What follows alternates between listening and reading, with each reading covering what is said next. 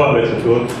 E a paz do Senhor Jesus possa estar sempre presente em nossos corações e que Ele possa nos amparar e sustentar a tarefa que nos propomos a fazer em seu nome. Cumprimento também aos companheiros da Rádio Rio de Janeiro. E essa palestra está sendo gravada, por isso é que eu estou com 2 microfones. E corroborando aqui o que foi dito, a leitura do servo, do Estatuto do Servidor, eu queria dar um testemunho de uma experiência que eu passei já tem uns 20 e poucos anos atrás. Eu nem sei se ainda existe essa instituição. Aqui mesmo em Jacarepaguá, numa dessas estradas, eu me confundo com os nomes, tinham, ou tem, um abrigo das velhinhas cegas. Não sei se ainda existe. Há uns 20 e poucos anos atrás, na instituição que eu frequento ainda até hoje, que tem um serviço assistencial na favela da Rocinha, na comunidade da Rocinha. Nós temos lá todo sábado uma reunião pública com atendimento à comunidade e durante a semana nós temos uma creche e um estudo dirigido. Então nosso foco social é criança, creche e estudo dirigido, acompanhamento de crianças em idade escolar. E uma das nossas assistidas, uma das senhoras que frequentava a reunião, ela estava muito idosa e já ficando cega. Ela já quase não enxergava. E ela não tinha família. Ela não tinha ninguém que a pudesse acolher.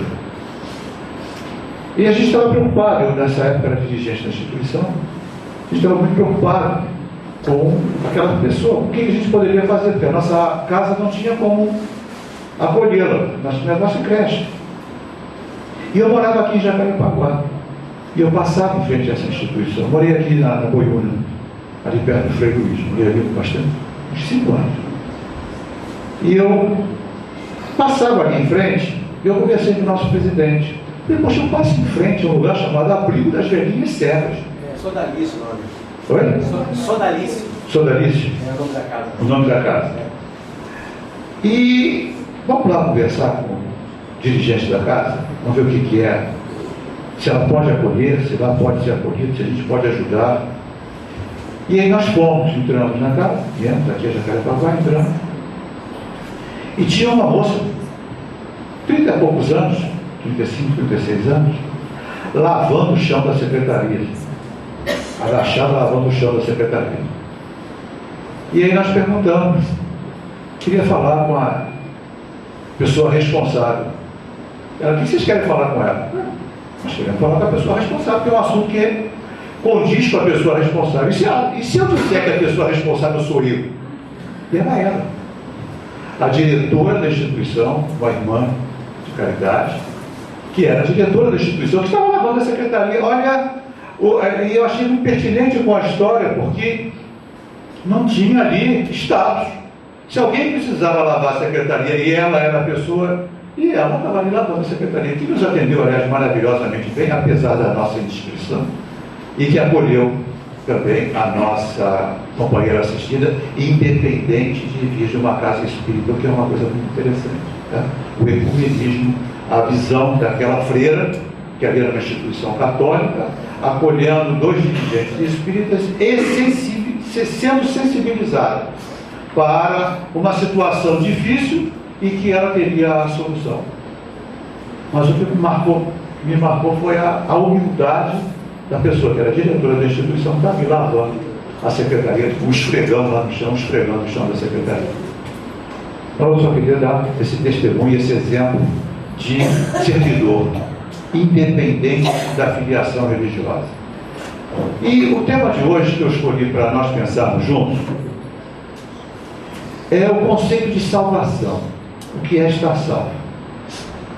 Volta e meia a gente conversa e ouve pessoas de outras confissões religiosas, e todas elas são extremamente respeitáveis. Qualquer pensar religioso é respeitado, o que não quer dizer que se concorde com eles.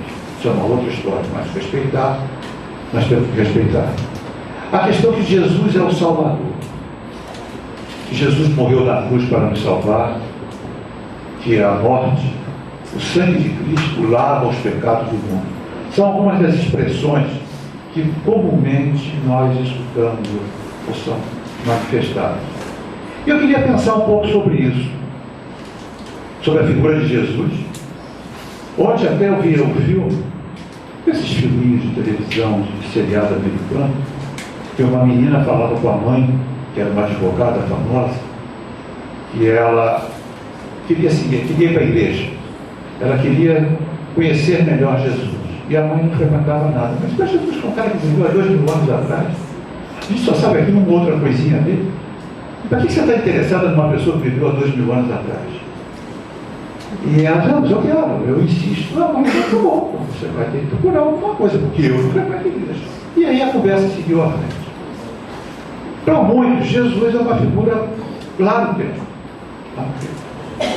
Para outros, tem uma imagem que para mim me parece um pouco distorcida.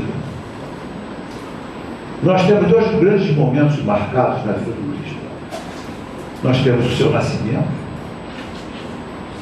que a tradição católica o colocou no dia 25 de dezembro, que é uma data que foi convencionada alguns séculos depois, porque não se sabe quando Jesus nasceu, e tem todo aquele aparato romântico de pastores, de reis magos. Temos até o nome dos reis magos, são 3 reis magos, não é isso? Belchior, Baltazar e Gaspar. Eu só queria que vocês me dissessem onde isso está escrito. Nos evangelhos não estão escritos esses nomes, aliás, nem que são 3. Fala-se uns reis magos, nem que são 3. Isso é tradição. Isso é tradição. Aqueles pastores, aquela manjedoura, todo um romantismo que envolve o nascimento do Cristo. Nós temos até hoje disputas de presépio. Aqui no Jardim de Alá, agora no Natal, nós temos disputas de presépio. Campeonato de presépio, saber quem faz o melhor presépio mais bonito.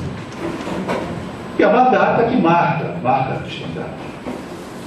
E a outra data é a morte de Jesus, a crucificação do Cristo, que é agora 40 dias após o carnaval que se aproxima. E que teve até um filme do Mel Gibson que falou das 12 últimas horas da vida de Cristo entre nós. Desse sofrimento brutal, essa covardia que foi cometida por uma pessoa que só fez o bem. E são os 2 pontos marcantes. E essa morte de Jesus, ela, para mim, na minha visão, ela é apenas um episódio circunstancial. Ela não é o episódio mais importante da vida do Cristo. E eu digo isso porque se Jesus tivesse nascido para morrer daquele jeito, todos aqueles que participaram do processo seriam missionários, estariam cumprindo uma tarefa. Portanto, não seriam responsáveis pelas consequências dessa tarefa. Afinal de contas, vieram para fazer isso. Se Anás e Caifás, se Pilatos, se Judas tivessem vindo com a tarefa, com a missão de fazer isso acontecer, eles estariam cumprindo uma tarefa, uma missão. Não seriam responsáveis por isso. E nós sabemos pela doutrina espírita que não existe fatalidade nos atos da vida moral. Essa é uma resposta bem clara dos espíritos. Vida moral é a vida das escolhas. Não existe fatalidade nas nossas escolhas. Nós temos tendências, mas não somos obrigados a escolher daquele jeito. Nós temos um livre-arbítrio.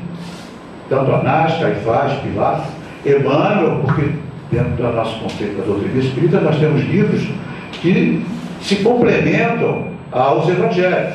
Nós temos há 2000 anos que narra o senador Públio Lentulus, encarnação antiga do espírito Emmanuel, que foi o espírito guia de Chico Xavier, em que ele narra, na sua autobiografia da época, um encontro que ele teve com Jesus, um momento em que ele esteve com Jesus e que ele é tocado pela palavra do Cristo que ele é abalado nas suas estruturas, mas que o senador romano, o homem do poder, ele não assume que aquilo o abalou. Tem um encontro na mesa escondido. Jesus também tem um encontro com Nicodemos, um doutor da lei, que o procura também e que lhe reconhece como mestre. Pois bem, quando ele foi preso para ser julgado, Emmanuel, o senador público, tinha autoridade sobre, inclusive, Pilatos, porque ele era um senador romano, ele tinha autoridade sobre Pilatos e não a exerceu, por causa de um ciúminho. A gente sabe da história que tinha um ciúminho lá dele com Pilatos, da esposa dele. Pilatos poderia não ter lavado as mãos.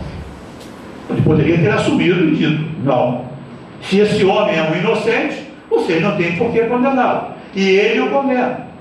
Até porque Jesus morreu condenado por uma pena romana, e não por uma pena do povo de Israel. Primeiro porque, como Israel era dominado pelo Império Romano, os judeus tinham muita liberdade política, muita liberdade religiosa, mas não tinham total liberdade. Eles não podiam condenar ninguém à morte. A morte só poderia ser condenada se houvesse sanção de César ou do governador. E a pena máxima, capital de morte dos judeus era a lapidação ou apedrejamento. Nós sabemos disso pela tradição e também por logo a seguir o episódio que em Paulo e Estevão nós temos do apedrejamento de Estevão, que era a pena de morte judaica. A pena de morte romana é que era a crucificação. E ela era aplicada somente a alguns crimes: traição e sonegação de impostos. E terrorismo, porque havia muito terrorismo naquela época, guerrilheiros que combatiam os soldados romanos nas estradas. Ela era uma pena capital aplicada pelos romanos a um crime romano. Jesus foi conduzido à cruz por soldados romanos, foi crucificado por romanos.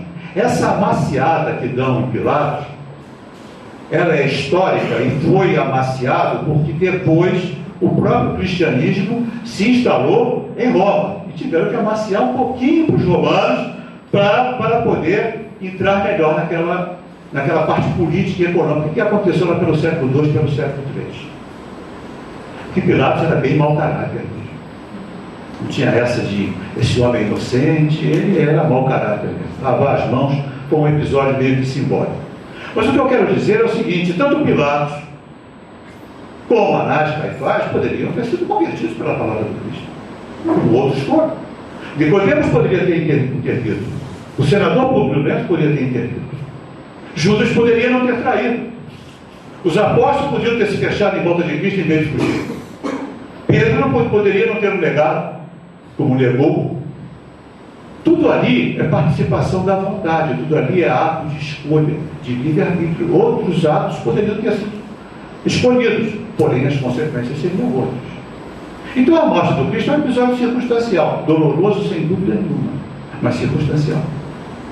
Aconteceu porque aquele homem incomodava de tal forma que ele precisava ser eliminado. Tentaram colocá-lo em contradição, não conseguiram, então tiveram que eliminá-lo fisicamente. Armaram para ele e acabou acontecendo daquele jeito. Que era possível e provável daquilo acontecer? Sim, pelo caráter das pessoas envolvidas. Que era obrigatório aquilo acontecer? Não, porque as pessoas podiam ter tomado outras escolhas. E por que eu estou falando isso? Porque na realidade o que mais importa não é o nascimento, se Jesus nasceu na manjedoura, se ele nasceu em Belém, se tinha pastor, se tinha reis magos, se levaram lá ouro, mirra, incenso, presentes absolutamente inadequados, sabe, fralda, hipoglose, alguma coisa do gênero. Deixar o homem dar presente para beber, dá isso. Tá? Isso é coisa para a mulher comprar, umas fraldinhas, do hipoglose, alguma coisa, que bebê recém-nascido não precisa disso. Por que bebê recém-nascido precisa de incenso? Não, mas se tiver alergia, né? Imagina. Então, o nascimento, se deu daquele jeito ou não se deu, não faz muito, não veio muito por caso. se Maria era virgem ou não, não vem muito ao caso. Se Jesus, a morte de Jesus, não transforma o episódio num episódio de pagar os nossos pecados ou as nossas faltas. Sangue nunca lavou nada. Ela é sangue suja. O que lava é água. Ou do suor do trabalho, ou da lágrima do sofrimento. O que lava pecado é lágrima. A vida do Cristo, o ponto alto da sua missão, é a sua mensagem. Esse é que é o ponto alto. E que essa mensagem é extremamente atual, porque ela não é seguida até hoje. Inclusive pelos próprios representantes, ou ditos representantes, do Cristo na Terra. Um homem que morreu nu na cruz. Nu. Porque aquele paninho que botaram é apenas uma coisa de pudicícia, porque nem aquele paninho tinha, ele morreu nu na cruz. Não pode ser representado por pessoas que estão em tempos de ouro, seja de qualquer confissão que seja. Acho que falta autoridade moral para essas pessoas representarem o Cristo, que morreu nu na cruz. A missão do Cristo é uma missão de renovação. A salvação, ela está na mensagem. A salvação não está no nascimento ou na morte do Cristo. A salvação está no conteúdo da mensagem, na proposta. É um roteiro. Jesus encarna entre nós para nos trazer um roteiro. Um roteiro de modificação das nossas escolhas. Uma proposta diferente, que ele chamou de Boa Nova. O Evangelho quer dizer Boa Nova. Novas o quê? Notícias. E boas. Mas notícias sobre o quê? Sobre física quântica? Sobre astrofísica? Sobre o interior do átomo? Não. Notícias sobre uma nova forma de responder aos estímulos externos. Uma nova forma de se comportar e de agir. Uma nova forma de fazer escolhas. E subverteu o conceito da época. E era isso que incomodava profundamente, porque Jesus levava a pensar. Jesus levava aquelas pessoas a raciocinar. Ele era bem encrenqueiro. Jesus gostava de uma encrenca, de levar um choque. Lembra que ele só curava aos sábados? Tinha a semana inteira para curar.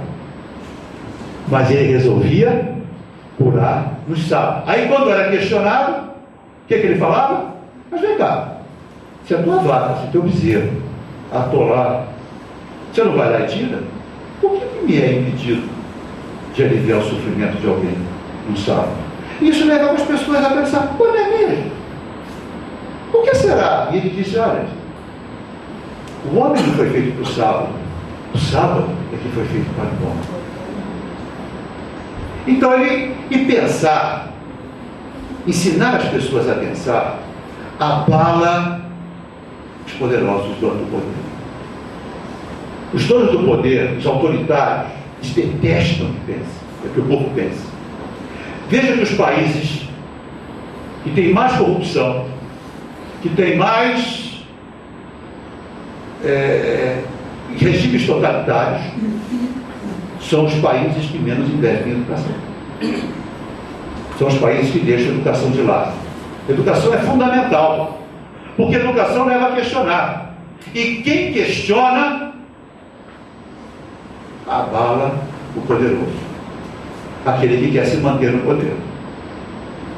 Quanto mais ignorante for o povo, quanto mais pão e circo, já vem lá dos romanos, pão e circo, certo? Quanto mais o Flamengo estiver ganhando, o Corinthians estiver ganhando, menos se questiona. Quanto mais cesta básica distribuir, menos se questiona. A proposta do Cristo, ela era reformuladora, porque ela levava ao questionamento. Até seus próprios seguidores mais próximos tinham dificuldade de compreender. Quando eles discutiam lá quem seria o maior no reino dos céus, ele aparece no meio e diz, espera aí, pode ficar quieto aí, para aí. Vocês estão pensando o quê? Impostos elevados? Pois no meu reino, quem quiser ser o maior, seja o servidor de todos. Aqui na terra, aqueles que estão com dinheiro, que têm terras, que têm servos, é que são vistos como os poderosos. Mas os maiores. Mas na casa de meu pai não é assim. Quem quiser ser o maior, seja o servidor de todos. Ele inverte a pirâmide. Ele fala das dificuldades que o rico tem pelo apego às questões materiais, de pensar-se espiritualmente. Ele leva as pessoas a pensar como espíritos. A visão nossa, ainda até hoje, ela é muito estreita. Nós temos uma visão limitada à nossa vida material, à nossa vida corporal. E nós agimos como se fôssemos imortais. Nós agimos como se fôssemos imortais. Nenhum de nós leva em consideração, ou a maioria de nós, leva em consideração as consequências das nossas ações depois da continuidade da existência. Nosso foco, das nossas escolhas, nossos valores, estão muito voltados para as questões materiais. Nós estudamos, nós buscamos o conhecimento para ganhar mais dinheiro e viver melhor. Eu não tenho nada contra isso. Não é isso que seja o errado. Agora, se para viver melhor, eu tenho que predar o meu planeta, como o planeta vem sendo predado, prejudicar alguém, ou ser cúmplice do prejuízo de alguém, eu estou me comprometendo espiritualmente. Esse planeta, e nós espíritas somos reencarnacionistas, é o planeta que nós vamos voltar. E em que condições nós voltaremos a um planeta que já está com seus recursos naturais mais do que esgotados? É responsabilidade nossa. E no nosso foco, no nosso modelo comportamental, a gente está se lixando para isso. Fala, é bonito no discurso. É bonito no discurso. Mas quanto de desperdício nós temos num planeta que tem carência? Nós somos 7 bilhões de pessoas nesse planeta. 7 bilhões de pessoas. Uma significativa parcela, muito grande parcela desse planeta, vive com menos de $1 por dia. $1 por dia. Estava vendo uma reportagem agora na Rede Bandeirantes que passou semana passada sobre Cuba. Você sabe quanto é o salário de um trabalhador em Cuba? Quando ganha muito, ganha $50 por mês. $50 por mês. Agora pensa na quantidade de coisas de desperdício que uma outra parcela dessa população está fazendo quando essa parcela carente. A proposta do Cristo é de rever tudo isso. É de se repensar. De ver o nosso modelo comportamental. De pensarmos como espírito imortais. De nos situarmos. Porque salvação em termos espíritas, ela tem a ver com situar-se. Saber de onde eu vim, saber onde eu estou, saber para onde eu vou. O oposto de estar salvo é estar perdido. Esse é o oposto de estar salvo. Quando é que eu estou perdido? Quando eu não estou situado.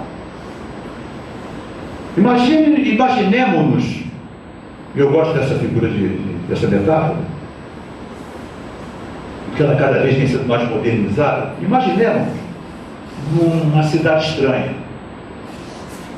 Para mim, São Paulo é uma cidade que eu praticamente não conheço. Então, para mim, São Paulo é uma cidade estranha, grande e desconhecida.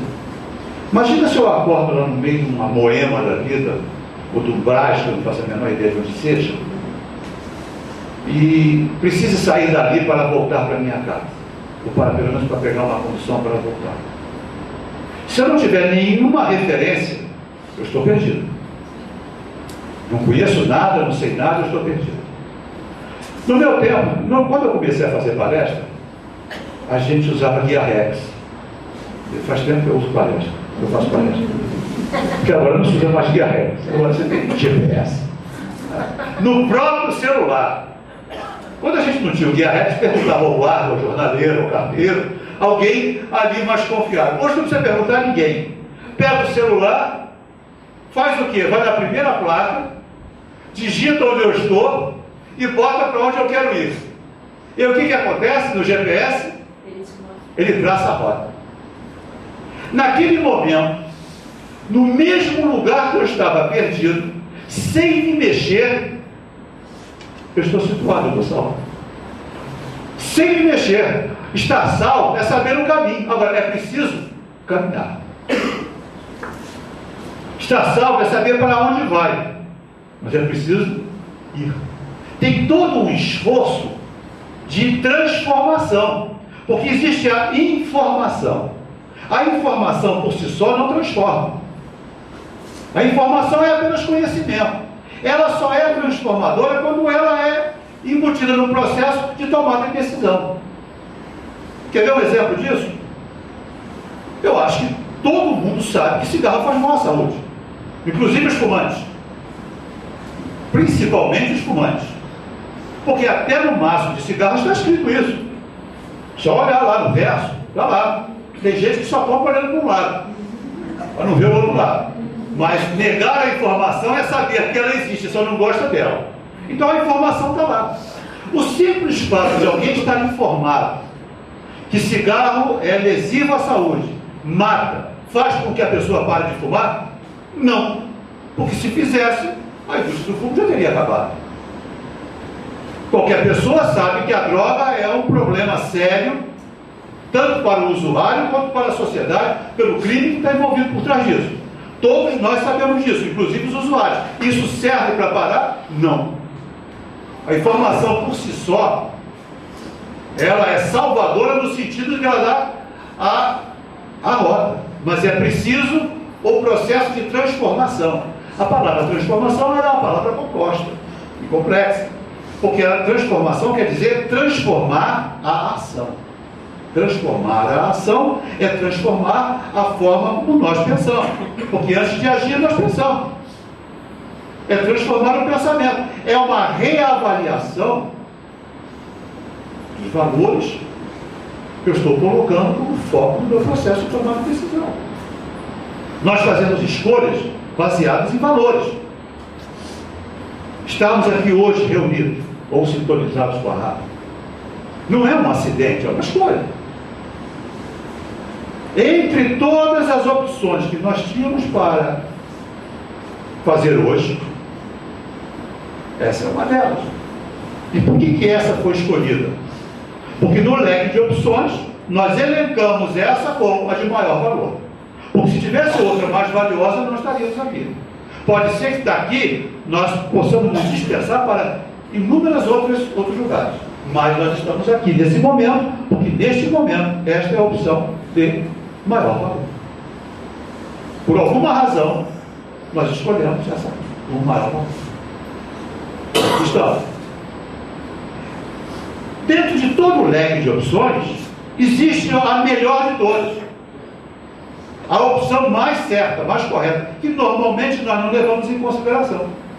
Porque o mundo material nos torne muito a esse processo de escolhas. Houve um momento da vida de Jesus que ele dá esse toque. Ele fala disso.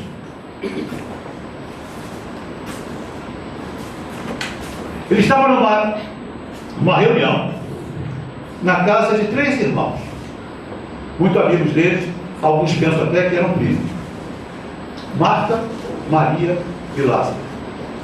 Jesus chegou, aquela casa ficava perto de Jerusalém, chegou na casa deles, perto, naquela época não tinha nada perto, 40 quilômetros para nós é perto, a gente vai de carro, 40 quilômetros a pé é muito chão.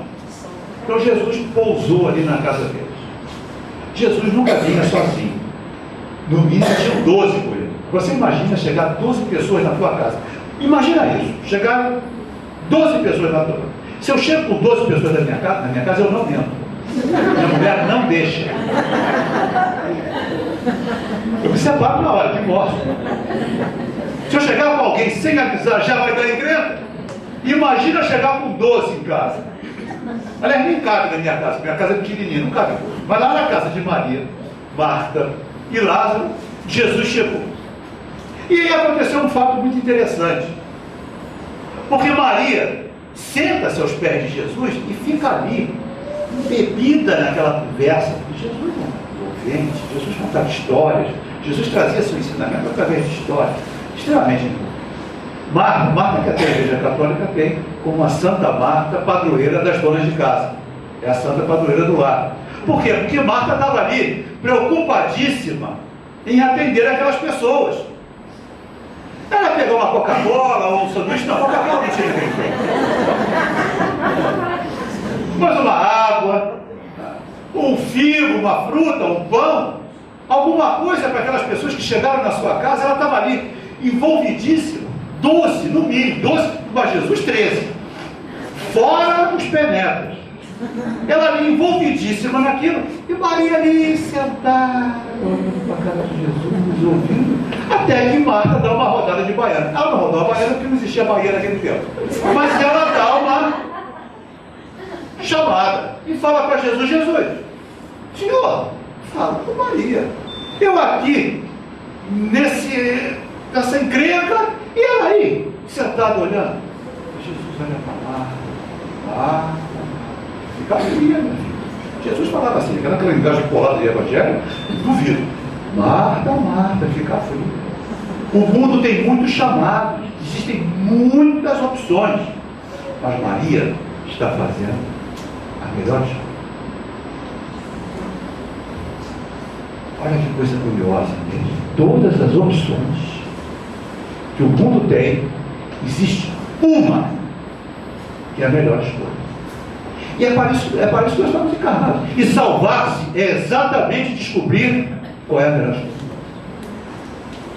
No leque de opções é optar pela melhor escolha. Aliás, a gente já sabe. A gente já sabe qual é a melhor escolha.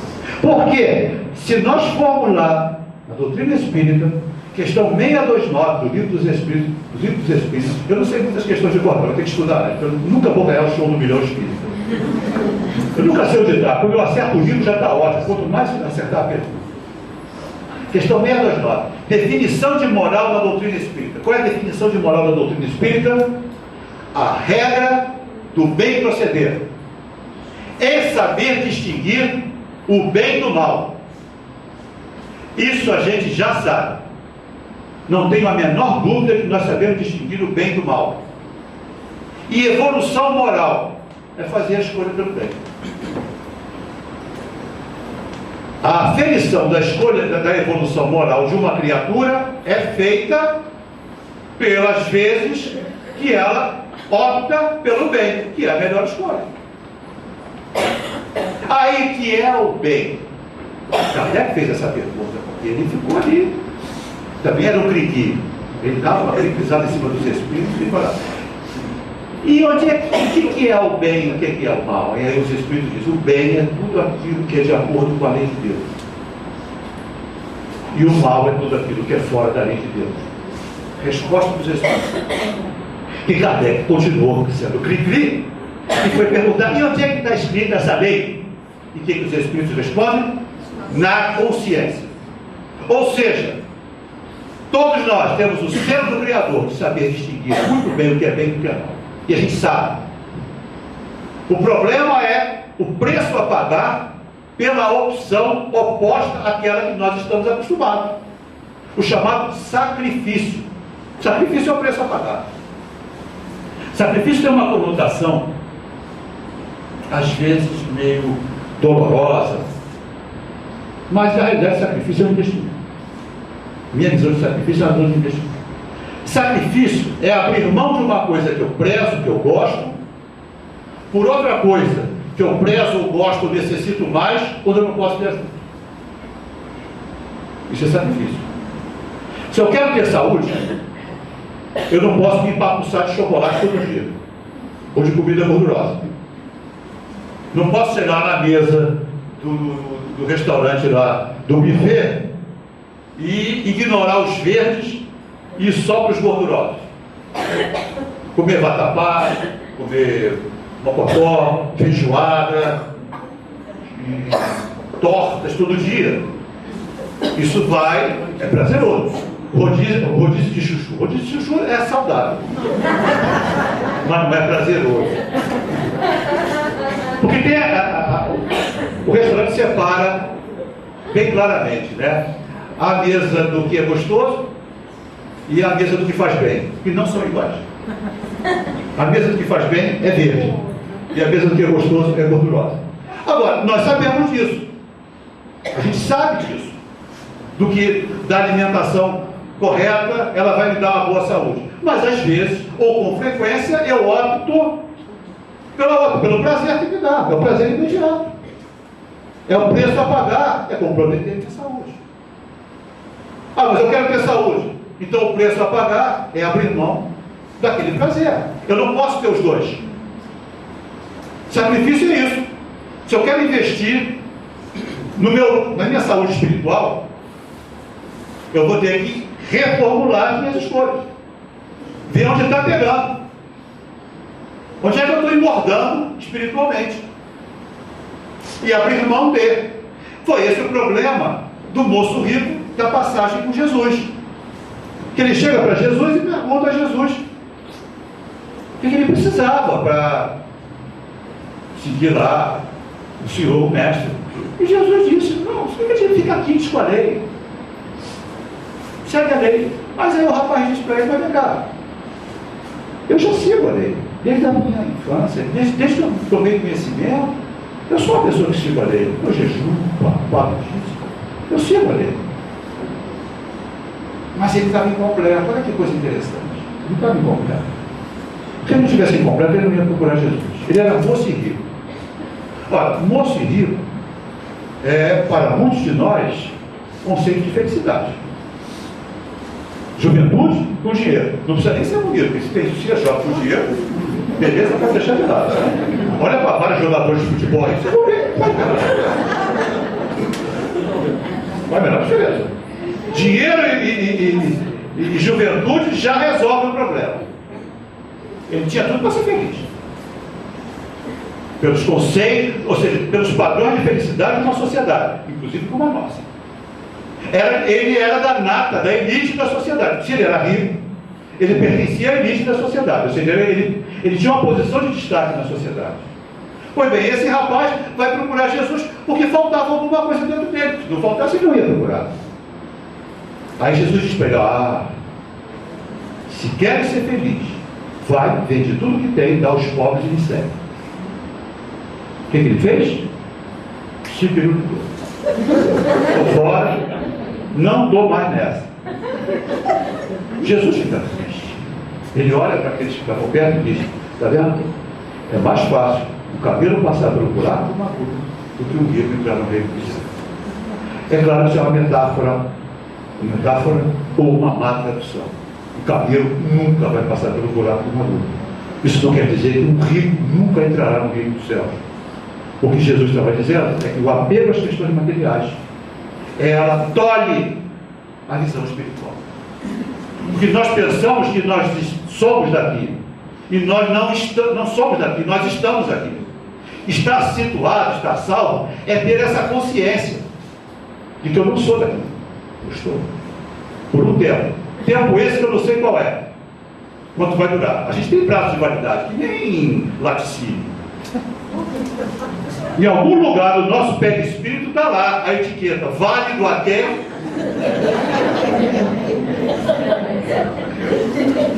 E a gente não consegue achar. Aliás, é melhor até não achar, porque vai que acha e toma um susto e desencarna. Sabe lá qual é a validade? A gente tem prazo de validade. Mas nós agimos como se não tivesse. Por isso que eu digo, a gente acha como se fosse imortal. Nós agimos como se nunca fôssemos morrer, como se nunca fôssemos responder pelos nossos atos, pela nossa ação. Nós utilizamos valores essencialmente materiais, esquecidos que somos espíritos imortais. Eu me repito nisso porque acho que essa é a fórmula da salvação: pensar-se como espírito imortal. Pensar nas consequências das suas ações a longo prazo. Eu às vezes vejo pessoas, a gente vê no noticiário, Pessoas que falam que acreditam em Deus, que às vezes são ministros religiosos. E cometem atos. E a gente fica pensando, será que essa pessoa acredita mesmo em responsabilidade na continuidade da existência? Quando a gente vê pessoas no poder público desviando receita de merenda escolar, de verba da saúde, para benefício próprio, é para a gente questionar. Será que uma pessoa dessa acredita em Deus? E para questionar também, e será que se eu estivesse no lugar dele eu faria a mesma coisa? Porque lá no capítulo da perfeição moral, nas virtudes e os vícios, último capítulo da parte terceira do livro dos Espíritos, os Espíritos, Kardec pergunta aos Espíritos se é importante nós nos atentarmos para as fraquezas morais, para as imperfeições dos outros. Os Espíritos dizem, só se for para a utilidade sua, só se for para você se perceber e se corrigir. Perceber se você faria a mesma coisa se estivesse na posição dele. Para a gente fazer uma avaliação dos nossos valores. E eu quero fechar para vocês com uma história. Contar uma história de um... Eu acho que eu já contei essa história aqui. Se eu contei, me permite eu repetir. Eu não arrumei outra nota, eu tenho que contar ela aqui. Eu já contei para vocês a história do Rick Elias. Conhece o Rick Elias? Rick Elias? Ninguém conhece o Rick Elias. Vocês vão conhecer o Rick Elias. Rick Elias era... Ele desencarnou. Mas era, naquele tempo, um rapaz aí dos 35 para 40 anos, alto executivo de uma empresa americana, em ascensão de carreira. Aquele cara que tinha tudo para chegar lá no topo, em ascensão, completamente focado na sua carreira, absolutamente focado na sua carreira. Nada poderia interromper aquela trajetória. E qualquer coisa que interrompesse era um obstáculo a ser retirado. Isso era Rick Elias. E Rick Elias senta na poltrona 1B do voo da United States Airways em janeiro de 2009, fez um pouso forçado no Rio Hudson. Não sei se vocês se lembram desse episódio. Um acidente aéreo. O Rick Elias era o passageiro da poltrona B, sentado ali com o seu laptop, ali na internet, com o seu celular, completamente focado nos negócios da sua empresa. E ele ia para um voo de negócios. Mais um voo de negócios. Ouve-se a voz do comandante, tripulação, procedimento de portas, aquele negócio, fecha a porta, Aí a moça senta na frente dele com um sorriso. Ele sorriu, porque ele era a poltrona 1, ele estava de frente para ele, não fosse. Voz do comandante, decolagem autorizada, e o avião decola, levanta, não chegou a 1000 metros de altura, houve um pá, pá. E a fisionomia da aeromoça muda para uma fisionomia de terror. E ele percebe que aqui tem alguma coisa errada. Ouve a voz do comandante, estamos voltando para o posto de emergência. Naquele momento, Rick Elias começa a pensar a sua vida. A primeira coisa que Rick Elias pensa foi numa garrafa de vinho que ele tinha guardado numa ocasião especial que tinha ganho e que ele não ia beber. Aquele vinho vai ficar para lá. Ele pensa também que ele era um cara insuportável, que ninguém deveria suportá-lo, porque ele era tão focado. Ele não se preocupava com nada, ele devia ser uma pessoa que ele não gostaria de conviver com uma pessoa como ele. E que a partir daquele momento, tudo aquilo que ele estava focado não tinha a menor importância. O avião fez aquela curva. E ele está vendo aquele chão chegar cada vez mais perto. E aí ele pensou uma outra coisa, que foi o que mais me incomodou. Que ele não era o pai que ele deveria ser para os seus filhos. E nem o marido que ele deveria ser. Aquilo foi profundamente incômodo para ele. E ele estava naquela sensação de angústia, pedindo que aquele avião se estraçalhasse de uma vez por todas, para ele não ter mais aquela preocupação. E ele ouve a voz do comandante dizer: prepare-se para o impacto. E ele se prepara e ele fala para ele mesmo: se eu sair dessa, vou ter que rever tudo. E a gente sabe que sai. Molhado, mas sabe. A única coisa que aconteceu foi pousar na água e sair todo mundo molhado e gelado. Ninguém teve um ferimento. A perícia daquele piloto foi uma coisa fantástica, apregoada. Era um senhor piloto de avião. Ele bota aquele avião lá no Rio, sai todo mundo molhado, mas sai. E ele vai para cá. Bom, adivinha qual foi a primeira coisa que Rick Elias fez? Abriu uma garrafa de vinho. Bom, um mês depois, está Rick Elias no balé de 6 anos, da filha de 6 anos, que ele nunca tinha ido, sentado lá nas primeiras filas, e ele, ao ver a alegria daquela criança, aquele pai ali na plateia, que ela nunca tinha tido a presença do pai, ele desaba no choro, que ninguém entende, ele volta no choro convulsivo, ele percebe que ele tinha feito a verdade. Ele fez uma reformulação. Aqueles momentos foram reformuladores. Como uma experiência de quase morte, basicamente. A gente conhece. A ciência é cheia de explicação para a experiência de quase morte. Mas os cientistas ateus têm explicação para tudo. Mas nós espíritas também temos. A gente discuta direitinho coisa. E às vezes bem melhor do que a gente. E a gente sabe que todas as pessoas que passaram por experiências de quase morte, independente de questões religiosas ou não, elas tomaram um choque e voltaram diferentes. E começaram a pensar de forma diferente. O que eu faço é um convite para que a gente possa encerrar. É que de vez em quando a gente sente na poltrona um dedo e se repensa. O que realmente tem valor para mim? Onde está o meu maior valor? Porque às vezes nós estamos focando em coisas tão temporárias que, se mudar uma vírgula, um ponto e vírgula, ou uma coisinha qualquer, aquilo imediatamente deixa de ter valor. Hoje existe uma profissão, coach. Coach é uma profissão bonita. O coach nada mais é do que uma pessoa que ajuda o outro a encontrar o seu valor, a achar suas metas, a encontrar o seu valor. Tem uma função muito material, mas tem também o coach de vida.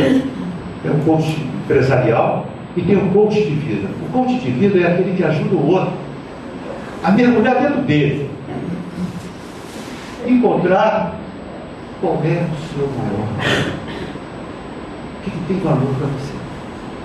A partir desse momento, a partir do que tem valor para mim, porque o que tem valor para mim gera sentimento, o que gera sentimento gera pensamento, o que gera pensamento gera ações. Se as minhas ações não estão realizando a felicidade que eu gostaria, se eu estou impactando negativamente com a minha presença em algum lugar, seja na minha família, seja no meu local de trabalho, seja comigo mesmo, é preciso investigar o valor. É aquele mergulho para dentro de nós e ver o valor. Se aquele valor não é o valor adequado, a reformulação é necessária para uma reformulação, para transformar a nação. Está salvo e está informado. Informado nós estamos. Ou seja, estamos salvos. Porque nós já digitamos o endereço no GPS. E ele já disse. Aliás, a gente tem um GPS espiritual, é o Evangelho. Não é um guia espiritual, é o Evangelho. A gente já tem a informação. O problema é a transformação. E para evitar que ela seja impactante, a gente sabe que no momento da morte, quem já leu sobre espíritos que falam sobre os seus desencarnes, sabe que no momento da morte a vida dá uma rebobinada, passa rapidinho na mente das pessoas. Essa narrativa é muito frequente. Ernesto Bozano faz discursos maravilhosos sobre isso, que dá uma rebobinada, e que às vezes no momento da morte o espírito percebe que a sua vida toda, o vazio só. Talvez seja muito importante, de vez em quando a gente sente na poltrona dele. Peça licença ao Riquelias e peça, deixa eu sentar um pouquinho. Deixa eu passar 10 minutos nessa poltrona. Esse pensamento todo levou 10 minutos, foi o tempo do avião fazer a curva e ele pousando. Esse passar na mente do Riquelias levou 10 minutos. E a gente sente 10 minutos, de vez em quando, na poltrona um dedo do Riquelias. E descubra como é que está a nossa vida e como eu gostaria que ela fosse. Que Jesus possa nos abençoar. A saída da poltrona do Riquelias, que nem ele, nem precisa ser molhado, tá? E veja se dá para mexer em alguma coisa, ou se dá bom. Tá? Que Jesus nos abençoe. Faz a força. Obrigado.